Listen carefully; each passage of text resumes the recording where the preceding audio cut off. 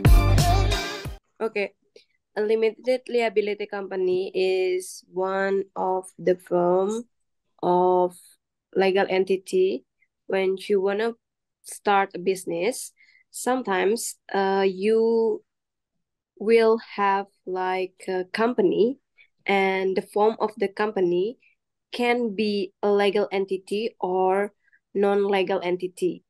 One of types of the legal entity is limited liability company. Yeah, and limited liability company in Indonesia, there is two types. There is a public limited liability company, and the second is private limited liability company. For establishing the limited liability company, the minimum of shareholders are two of shareholders, and the minimum capitals for the local limited liability company is 500 millions.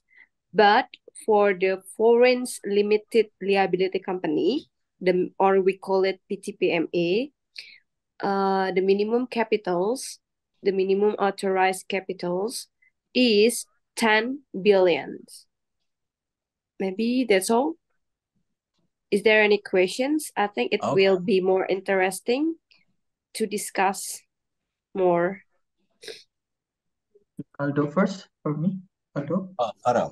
Kepada first, it's okay. Okay, so the thing that I got is it kind of like a requirement that we want a requirement that if we want to start the company we need to have limited liability company that you mentioned, Ami? Yes, there are many options when you want to start your business. You can start your business like a self business, or you can build a company. When you want to build a company, you can choose one of the some types of company. We divided it into two big types. The first one is legal entity, and the second one is non-legal entity. Legal entity, or in bahasa we call it badan hukum, and the non-legal entity, which is means non badan badan usaha, sorry, badan usaha in bahasa. And then if you choose to start company by established legal entity, the form of the legal entity is limited liability company, or we call it PT Perseroan. From me, yeah, when we talk about CP, CP not curriculum vitae, but CP firma ya. No, it's different from firma. CP it's different from firma. Oh, it's different. Yes, it's different types. When we use a PT, do we use so many form? Okay. In the PT, basically the difference between PT and other company, like other form of company or other types of company, the PT or limited liability company more secure the investor, because there is a spirited capitals from every owners with their own apa ya, pemisahan harta kekayaan. What we call it, Miss, in English? Well split. Sorry. Okay, well split. There is a well split. Well Split. Okay. There is a wealth split among the founder of the limited liability company. So therefore, if there is a split, a wealth split among the founders, Shareholders. yeah, or shareholders, if in the future there is a lawsuit or there is a case, the responsibility for every shareholders, it's only in the amount of the shares they have.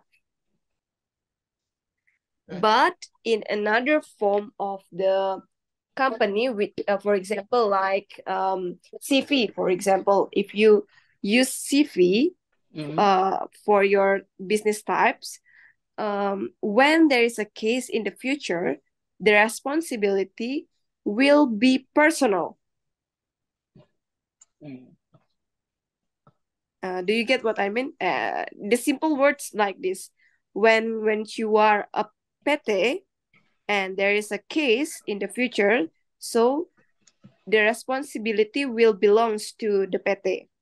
But if you are CV or firma, or maybe what else? Or UD, the responsibility belongs to the personnel. Yeah, so when we use CP, the personality will become to owner, yeah, the owner. Yes, the shareholders become the owners too in the PT, but in this case we talks about the responsibility like this. Maybe your CV have a transactions with other person.